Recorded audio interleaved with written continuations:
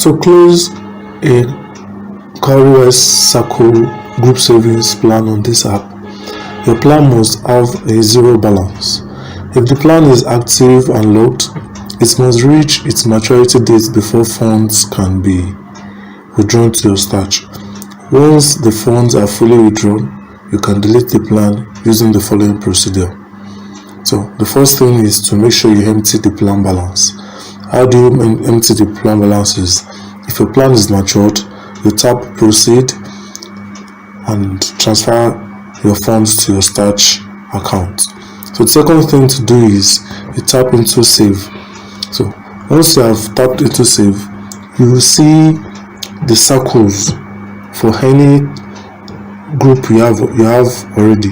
You see circles category tab on the home page. Then you tap into it.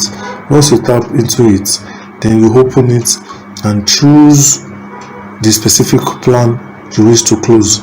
So after you have chosen it, there will be 3 dots at the top of the right corner of your screen. So you tap delete and confirm the prompt. That's how you close a Cowrywise Circle group savings.